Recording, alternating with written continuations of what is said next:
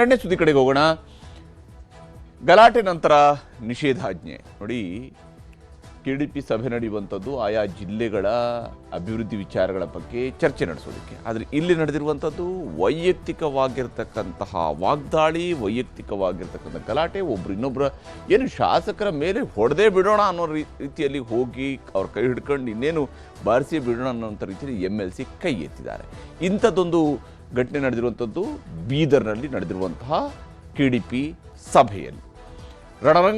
ರಣಾಂಗಣವಾಗಿತ್ತು ಇವತ್ತಿನ ಬೀದರ್ ಜಿಲ್ಲಾ ಪಂಚಾಯತ್ನ ಸಭಾಂಗಣ. ಅಲ್ಲಿ ಬಂದಿರುವಂತಹ ಪೊಲೀಸ್ ಅಧಿಕಾರಿ ಒಂದು ವೇಳೆ ಅಲ್ಲಿ ಇಲ್ಲದೇ ಇರ್ತಿದ್ರೆ ಗಲಾಟೆ ಯಾವ ಸ್ವರೂಪದಲ್ಲಿ ಆಗ್ತಿತ್ತು, ಹೆಂಗೆ ಹೊಡೆದಾಟ ಆಗ್ತಿತ್ತು ಅನ್ನೋದನ್ನು ನೀವು ಊಹಿಸಿಕೊಳ್ಬೋದು. ಅಷ್ಟರ ಮಟ್ಟಿಗೆ ಅದು ರಣಾಂಗಣ ಆಗಿತ್ತು. ಕೆಡಿಪಿ ಸಭೆಯಲ್ಲಿ ಬಿಜೆಪಿ ಶಾಸಕ ಸಿದ್ದು ಪಾಟೀಲ್, ಕಾಂಗ್ರೆಸ್ MLC ಭೀಮರಾವ್ ಪಾಟೀಲ್ ನಡುವೆ ಜಟಾಪಟಿ ನಡೆದಿದೆ. ಸಿದ್ದು ಪಾಟೀಲ್ ಮಾತಾಡ್ತಾ ಇದ್ರು, ಕೆಡಿಪಿ ಸಭೆಯೊಳಗಡೆ ಮಾತನಾಡ್ತಿದ್ರು. ಆಗ ತಾನು ಕುಳಿತಲ್ಲಿಂದ ಎದ್ದು ಬಂದು ಹೊಡೆಯೋದಕ್ಕೆ ಬಂದಿದ್ದಾರೆ ಭೀಮರಾವ್ ಪಾಟೀಲ್ ಎದ್ದು ಬಂದಿರುವಂಥ ರೀತಿಯನ್ನು ನೋಡಿ ಹೆಂಗೆ ಏನು ಬಂದು ಹೊಡೆಯೋದೇ ಅನ್ನುವಂತಹ ರೀತಿಯಲ್ಲಿ ಹೊಡೆಯೋಕ್ಕೆ ಬಂದಿದ್ದಾರೆ. ಕೆಡಿಪಿ ಸಭೆಯಲ್ಲಿ ಆಗಿರುವಂಥ ಘಟನೆ ಇದು. ಬಿಜೆಪಿ ಶಾಸಕ ಸಿದ್ದು ಪಾಟೀಲ್ ಮೇಲೆ ಹಲ್ಲೆಗೆ ಮುಂದಾಗಿದ್ದಾರೆ ಕಾಂಗ್ರೆಸ್ನ MLC ಭೀಮರಾವ್ ಪಾಟೀಲ್. ತಮ್ಮ ಪಕ್ಷದ ಸರ್ಕಾರ ಇದೆ ಅಂತ ಹೇಳಿದ ತಕ್ಷಣವೇ MLC ಈ ರೀತಿಯಾಗಿ ವಿರೋಧ ಪಕ್ಷದ ಶಾಸಕರ ಮೇಲೆ ಕೈ ಎತ್ತೋದಕ್ಕೆ ಸಾಧ್ಯನಾ, ಅದು ನಮ್ಮ ರಾಜ್ಯದಲ್ಲಿ ಅನ್ನುವಂತಹ ಪ್ರಶ್ನೆಯನ್ನು ಪ್ರತಿಯೊಬ್ಬರು ಮಾಡಬೇಕಾಗಿರುವಂಥದ್ದು. ಈ ರೀತಿಯಾದಂತಹ ಒಂದು ಪರಿಸ್ಥಿತಿ ನಿರ್ಮಾಣ ಆಗಿತ್ತು. ಒಬ್ಬರಿಗೊಬ್ಬರು ಅವಾಚ್ಯ ಶಬ್ದಗಳಿಂದ ನಿಂದಿಸಿಕೊಂಡಿದ್ದಾರೆ ಶಾಸಕರು ಅನ್ನೋದನ್ನು ಕೂಡ ಮರೆತು ಅಷ್ಟು ಜನ ಅಧಿಕಾರಿಗಳ ಸಮ್ಮುಖದಲ್ಲಿ ಒಬ್ಬರು ಇನ್ನೊಬ್ಬರ ಮೇಲೆ ಬಾಯಿಗೆ ಬಂದಂಗೆ ಮಾತನಾಡ್ಕೊಂಡಿದ್ದಾರೆ. ಆದರೆ ಹಿಂದಿನ ಸಾಲಿನಲ್ಲಿ ಕುಳಿತಿರುವಂತಹ ಅಧಿಕಾರಿಗಳೆಲ್ಲರೂ ಕೂಡ ಇವರ ಗಲಾಟೆಯನ್ನು ನೋಡ್ತಾ ಕುಳಿತಿದ್ರು, ಹೆಂಗೆ ಗಲಾಟೆ ಮಾಡ್ತಿದ್ದಾರೆ ಅಂತ. ಹುಮನಾಬಾದ್ ಪಟ್ಟಣದ ಚಿಕ್ಕಪೇಟೆನಲ್ಲಿ ನಿರ್ಮಾಣಗೊಳ್ತಾ ಇರುವಂತಹ ಲೇಔಟ್ ವಿಚಾರವಾಗಿ ಈ ಗಲಾಟೆ ನಡೆದಿದೆ.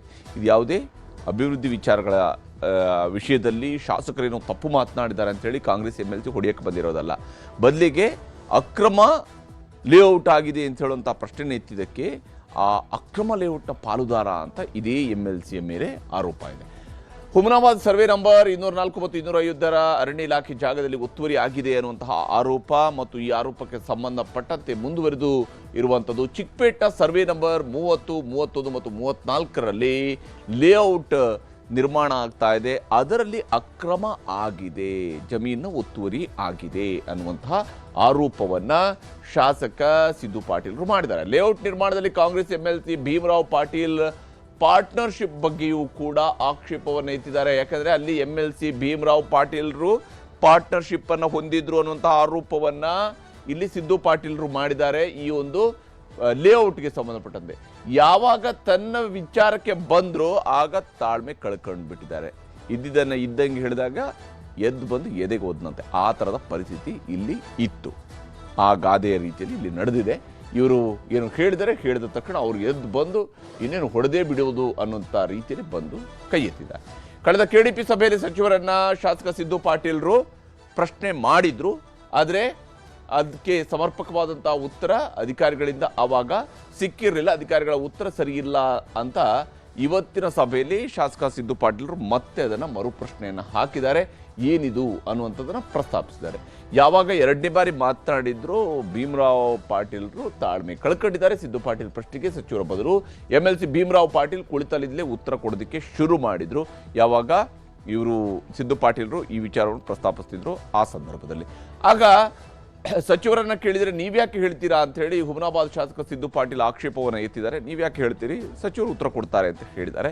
ಆದರೆ ಸಚಿವರ ಉತ್ತರಕ್ಕೆ ಅಥವಾ ಪ್ರತಿಕ್ರಿಯೆಗೆ ಅಥವಾ ಇಂಟರ್ವೆನ್ಷನ್ಗೆ ಕಾಯಲಿಲ್ಲ ಭೀಮರಾವ್ ಪಾಟೀಲ್ರು. ತನ್ನ ಬಾಹುಬಲದ ಪ್ರದರ್ಶನಕ್ಕೆ ಅವರು ಮುಂದಾಗಿದ್ದಾರೆ. ಸಿದ್ದು ಪಾಟೀಲ್ ಕುಳಿತಿದ್ದ ಸ್ಥಳಕ್ಕೆ ಎದ್ದು ಬಂದು ಹಲ್ಲೆಗೆ ಮುಂದಾಗಿದ್ದಾರೆ MLC ಭೀಮರಾವ್ ಅವರು ಹೊಡೆಯೋಕ್ಕೆ ಬಂದಿದ್ದಾರೆ, ನೇರವಾಗಿ ಹೊಡೆಯೋಕ್ಕೆ ಬಂದಿದ್ದಾರೆ.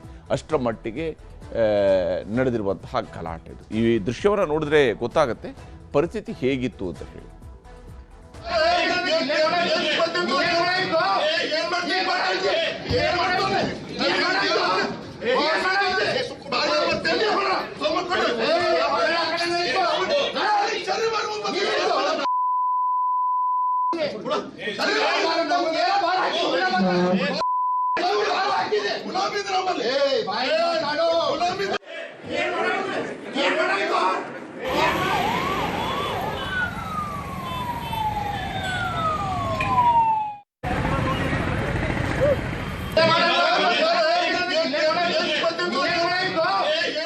ಗೊತ್ತಾಗುತ್ತೆ. ಇಲ್ಲಿ ಇಬ್ಬರು MLCಗಳ ನಡುವೆ ನಡೆದಿರುವಂತಹ ಗಲಾಟೆಯನ್ನು ನೋಡಿದರೆ ಯಾವ ಸ್ವರೂಪದಲ್ಲಿ ಗಲಾಟೆ ಮಾಡ್ಕೊಂಡಿದ್ದಾರೆ ಅನ್ನೋಂಥದ್ದು ಗೊತ್ತಾಗುತ್ತೆ. ಅದಾದ ನಂತರ ಯಾವಾಗ ಈ ಶಾಸಕರ ನಡುವೆ ಗಲಾಟೆ ಆಯಿತು, ಅದಾದ ನಂತರ ಹುಮನಾಬಾದ್ನಲ್ಲಿ ನಿಷೇಧಾಜ್ಞೆಯನ್ನು ಹೇರಲಾಗಿದೆ. ಕಾರಣ ನೋಡಿ, ಏನು ಕಾರಣಕ್ಕಾಗಿ ಹುಮನಾಬಾದ್ನಲ್ಲಿ ನಿಷೇಧಾಜ್ಞೆ? ಇವರು ಆಡ್ಕೊಂಡಿರುವಂಥ ಜಗಳಕ್ಕೆ ಸಾಮಾನ್ಯ ಜನ ಅನುಭವಿಸಬೇಕಾಗಿರುವಂಥದ್ದು, ಸಾಮಾನ್ಯ ಜನ ತೊಂದರೆಯನ್ನು ಅನುಭವಿಸಬೇಕಾಗಿದೆ. ಇವರು MLC ಒಂದು ಲೇಔಟ್ನಲ್ಲಿ ಪಾರ್ಟ್ನರ್ಶಿಪ್ ಹೊಂದಿದ್ದಾರೆ ಅನ್ನುವಂತಹ ವಿಚಾರವನ್ನು ಶಾಸಕರು ಪ್ರಸ್ತಾಪಿಸಿದ್ದಕ್ಕೆ ಈಗ ಜನ ಶಿಕ್ಷೆಯನ್ನು ಅನುಭವಿಸಬೇಕಂತ ಪರಿಸ್ಥಿತಿ. ಶಾಸಕ ಗಲಾಟೆ ಹಿನ್ನೆಲೆಯಲ್ಲಿ ಹುಮನಾಬಾದ್ ತಾಲೂಕಿನಾದ್ಯಂತ ನಿಷೇಧಾಜ್ಞೆಯನ್ನು ಹೇರಲಾಗಿದೆ. ಯಾರಿಗೂ ಎತ್ತಿಗೆ ಜ್ವರ ಬಂದರೆ ಎಮ್ಮೆಗೆ ಬರ ಹೇಳಿದ್ರಂತೆ ಹಾಗಾಯಿತು ಇಲ್ಲಿನ ಪರಿಸ್ಥಿತಿ. ಆ ರೀತಿಯಾಗಿ ಮಾಡಿದ್ದಾರೆ. ಯಾವುದೇ ಅಹಿತಕರ ಘಟನೆ ನಡೆಯದಂತೆ ಮುಂಜಾಗ್ರತೆ ಮತ್ತು ಪೊಲೀಸರು ಅಲರ್ಟ್ ಆಗಿದ್ದಾರೆ. ಯಾಕಂದರೆ ಶಾಸಕರು ಮತ್ತು MLC ಅವರ ಬೆಂಬಲಿಗರು ಗಲಾಟೆಯನ್ನು ಎಬ್ಬಿಸಬಾರದು ಅಂತ ಹೇಳಿ. ಯಾಕಂದರೆ ಇವರೇ ಗಲಾಟೆ ಮಾಡ್ಕೊಂಡ ನಂತರ ಇನ್ನು ಅವ್ರ ಬೆಂಬಲಿಗರು ಸುಮ್ಮನೆ ಇರ್ತಾರಾ ಅಂತೇಳಿ ಪೊಲೀಸರಿಗೆ ಸಹಜವಾಗಿದೆ ಆತಂಕ ಆಗುತ್ತೆ. ಈ ಕಾರಣಕ್ಕಾಗಿ ಅವರು ಈಗ ನಿಷೇಧಾಜ್ಞೆಯನ್ನು ಜಾರಿಗೊಳಿಸಿದ್ದಾರೆ. ಯಾರೂ ಕೂಡ ಗುಂಪಾಗಿ ತಿರುಗದಂತೆ ಸೂಚನೆಯನ್ನು ನೀಡಲಾಗಿದೆ. ಯಾರು ಕೂಡ ಗುಂಪಾಗಿ ಹೋಗೋಂಗಿಲ್ಲ. ಯಾಕಂದರೆ ಗುಂಪಾಗಿ ಹೋಗೋದಕ್ಕೆ ಅಲ್ಲಿ ಗುಂಪಿನಲ್ಲಿರುವಾಗಲೇ ಹೊಡೆಯೋದಕ್ಕೆ ಹೋಗಿರುವಂಥ ಘಟನೆ ನಡೆದಿದೆ. ಶಾಸಕರ ಮೇಲೆ MLCನೇ ಹೊಡೆಯೋದಕ್ಕೆ ಹೋಗಿರುವಂಥ ಘಟನೆ KDP ಮೀಟಿಂಗ್ನಲ್ಲಿ ನಡೆದಿದೆ. ಮುನ್ನೆಚ್ಚರಿಕೆಯಾಗಿ MLA ಮತ್ತು MLC ಮನೆಗಳಿಗೆ ಪೊಲೀಸ್ ವಿಶೇಷ ಭದ್ರತೆಯನ್ನು ಒದಗಿಸಲಾಗಿದೆ. ಜಾಸ್ತಿ ಭದ್ರತೆಯನ್ನು ಹಾಕಿದ್ದಾರೆ. ಜನ ತಿರುಗಾಡುವಂಗೆ ಇಲ್ಲ ಇವರ ಗಲಾಟೆಯ ಕಾರಣದಿಂದ. ಮನೆಗಳ ಎದುರು ಜನ ಸೇರಿದಂತೆ ಬ್ಯಾರಿಕೇಡ್ ಹಾಕಿ ಭದ್ರತೆಯನ್ನು ಕೊಡಲಾಗಿದೆ. ಇಬ್ಬರ ಮನೆಗಳಿಗೂ ಕೂಡ ಭದ್ರತೆಯನ್ನು ಹೆಚ್ಚಿಸಲಾಗಿದೆ. ಈ ವಿಚಾರಕ್ಕೆ ಸಂಬಂಧಪಟ್ಟಂತೆ ಗಲಾಟೆಯ ನಂತರ ಸಿದ್ದು ಪಾಟೀಲ್ ಮಾತನಾಡಿದರೆ, ಹಾಗೆಯೇ ಸಚಿವ ಈಶ್ವರ್ ಖಂಡ್ರೆ ಅವರು ಕೂಡ ಮಾತನಾಡಿದ್ದಾರೆ. ಏನ್ ಕೇಳಿದಾರ ಇದ್ರ ಬಗ್ಗೆ ತನಿಖೆ ಮಾಡ್ಬೇಕಾ, ಏನಾಗಿದೆ ಏನಿಲ್ಲ ಮತ್ ಯಾಕೆ ಆಗ್ತಾ ಇದೆ ಅಂತ. ಹುಮನಾಬಾದ್ ಮತ್ತೆ ಕ್ಷೇತ್ರದಾಗೆ ಆಗ್ತಾ ಇದೆ ಅಂತ ನಾವು ಕೂಡ ಗಮನಿಸಬೇಕು. ಗೊತ್ತಾ, MLCಗಳು ಅಂದ್ರ ಒಬ್ರಿಗೆ 41 ಕ್ಷೇತ್ರಗಳು ಬರ್ತಾವ, ಒಬ್ರಿಗೆ 6 ಕ್ಷೇತ್ರಗಳು ಬರ್ತಾವ. ಆದ್ರೆ ಹುಮನಾಬಾದ್ ನಲ್ಲಿ ಯಾಕೆ ಆಗ್ತಿದೆ ಅಂತ ಅದು ಕ್ವಶನ್ ಮಾಡ್ಬೋದು.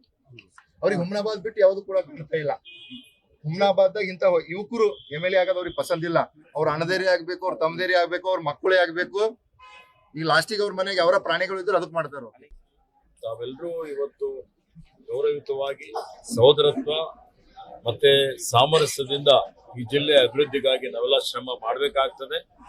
ಯಾವುದೇ ವೈಯಕ್ತಿಕ ದ್ವೇಷಗಳಿಗೆ ಅವಕಾಶ ಕೊಡದೆ ನಾವೆಲ್ಲರೂ ಒಗ್ಗಟ್ಟಾಗಿ ಜಿಲ್ಲೆಯ ಅಭಿವೃದ್ಧಿಗಾಗಿ ದುಡಿಯೋಣ. ಪ್ರತಿಯೊಬ್ಬರು ಶಾಂತಿ ಕಾಪಾಡಬೇಕು, ಮತ್ತೆ ಪ್ರತಿಯೊಬ್ಬರು ಕಾನೂನು ಸುವ್ಯವಸ್ಥೆ ಯಾವುದೇ ರೀತಿಯ ಧಕ್ಕೆ ಆಗದ ರೀತಿಯಲ್ಲಿ ನೋಡಿಕೊಳ್ಳಬೇಕು ಅಂತ ಹೇಳಿ ಎರಡೂ ಕಡೆಯವರಿಗೆ ನಾನು ವಿನಂತಿಯನ್ನು ಮಾಡುತ್ತೇನೆ. ಮಕ್ಕಳು ಗಲಾಟೆ ಮಾಡ್ಕೊಂಡ ನಂತರ ಮೇಷ್ಟ್ರು ಬಂದು ಬುದ್ಧಿವಾದ ಹೇಳಿದ ರೀತಿಯಲ್ಲಿ ಅವರಿಗೆ ಒಂದು ಆದರ್ಶದ ಪಾಠವನ್ನು ಮಾಡಿದ ರೀತಿಯಲ್ಲಿ ಈಶ್ವರ್ ಖಂಡ್ರೆ ಅವರು ಈ ಗಲಾಟೆ ಬಗ್ಗೆ ಪ್ರತಿಕ್ರಿಯೆಯನ್ನು ಕೊಟ್ಟಿದ್ದಾರೆ. ಆದರೆ ಈಶ್ವರ್ ಖಂಡ್ರೆ ಅವರ ಸಮ್ಮುಖದಲ್ಲೇ ನಡೆದಿರ್ತಕ್ಕಂತಹ ಗಲಾಟೆ, ಈಶ್ವರ್ ಖಂಡ್ರೆ ಅವರು ಕೂಡ ಈ ವಿಚಾರವನ್ನು ಅತ್ಯಂತ ಗಂಭೀರವಾಗಿ ತೆಗೆದುಕೊಳ್ಳಲೇಬೇಕು. ಯಾಕಂದರೆ ಇಲ್ಲಿ ನಿಜಕ್ಕೂ ಅಕ್ರಮ ಆಗಿದೆ ಅಂತ ಹೇಳಿ. ಆದರೆ ಇಷ್ಟು ಸಿಟ್ಟು ಬರಬೇಕು ಅಂದರೆ ಭೀಮರಾವ್ ಪಾಟೀಲ್ರಿಗೆ ಬರಬೇಕು ಅಂತ ಹೇಳಿದ್ರೆ ಅದಕ್ಕೊಂದು ಕಾರಣ ಐತೆ. ಸಕಾರಣ ಖಂಡಿತವಾಗ್ಲೂ ಇದ್ದೇ ಇರುತ್ತೆ. ಇಲ್ಲದೆ ಹೋದರೆ ಈಗ ಸಾಮಾನ್ಯ ಜನರಿಗೆ ಅಲ್ಲಿ ಕುಡಿಯೋ ನೀರು ಸಿಗ್ತಾ ಇಲ್ಲ, ಕುಡಿಯೋ ನೀರಿನ ಸಮಸ್ಯೆ ಇದೆ ಅನ್ನೋಂಥರ ಬಗ್ಗೆ ಚರ್ಚೆ ಮಾಡಿದಾಗ ನೋಡೋ ಒಬ್ಬ MLC ಎದ್ದುಕೊಂಡು ಬಂದು ಹೀಗೆ MLAಗೆ ಹೊಡಿಯೋಕ್ಕೆ ಬರಲಿ ನೋಡೋಣ, ಅದ್ಯಾವುದು ನಡೆಯೋದಿಲ್ಲ. ಇಲ್ಲಿ ಅವರವರ ವೈಯಕ್ತಿಕ ಕಾರಣಗಳಿಗಾಗಿಯೇ ಈ ರೀತಿಯಾಗಿ ಸಿಟ್ಟು ಬಂದಿರುವಂಥದ್ದು ಅನ್ನೋದ್ರಲ್ಲಿ ಅನುಮಾನ ಇಲ್ಲ. ಹೀಗಾಗಿ ಈ ಅಕ್ರಮವನ್ನು ಕಡಿವಾಣ ಹಾಕುವಂಥ ಜವಾಬ್ದಾರಿ ಕೂಡ ಅದೇ ಸಭೆಯ ಅಧ್ಯಕ್ಷತೆ ವಹಿಸಿದ್ದ ಈಶ್ವರ್ ಖಂಡ್ರೆ ಅವರ ಮೇಲಿರುವಂಥದ್ದು.